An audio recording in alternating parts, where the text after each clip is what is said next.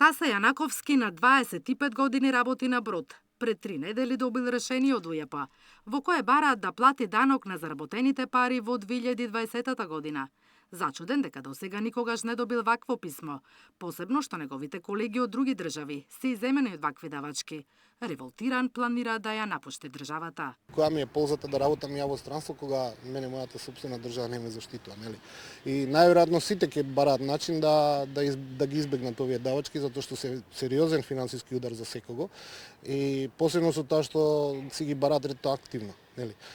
И голема сума пари, например. Ние заработуваме убаво, меѓутоа ја не знаев колку има, денеска слушнав дека има овакво многу работници поморски од Македонија, преку 9000 се само во Куманово и во Велес. Стасе планира да го обжали решението. Се надева дека законот не е ретроактивен, затоа што заработените пари пред 5 години веќе ги потрошил.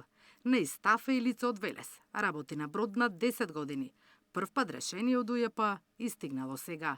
Од 2016 па до сега, можено 3-4 пати има прашувано во УЈП дали треба да се плаќа данок на тие пари, значи уште пред да почнеме да речеме на првиот договор, за да знам нели како и тоа, мене секогаш ми велеа дека не треба. Ниеден колега не плаќа данок на парите од брод, ради тоа што сите ние сме повеќе од 180 дена отсутни од државата и сите ги сметаат како нерезиденти. Немам јас од држава, немам здравство, немам пензија, немам буквално немам ништо, само буквално си ги трошам сите пари тука. Кога јас треба да платам 10% данок на тие пари за 10 месеци на брод, мене ми се тоа околу $10,000 годишно.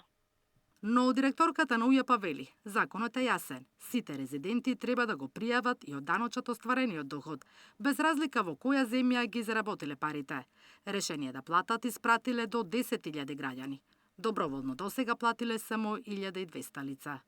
А околу 1300 лица се задолжени со даночни решенија. Овие 2500 лица, што до сега се оданочени, било со доброволно поднесување на пресметка или со даночно решение, за нив пресметаниот данок изнесува скоро 1 милион евра, но процесот значи уште трае, бидејќи овие 2500 лица се 1/4 од тие што до сега сме ги повикале. Согласно законот, ако граѓаните достават доказ дека платиле данок во земја со која имаме подпишано договор за одбегнување на двојно даночување, нема да треба да платат ништо. Но во земјите каде данокот на доход е 0%, должни се да платат 10% од заработената плата. Петрова уверува дека законот не е ретроактивен, туку дека изминативе години некој ги толерирал овие лица. Целта според неа е одданочувањето да биде фер и никој да не се најде во привилегирана положба, без да ги плати давачките кон државата во која живее.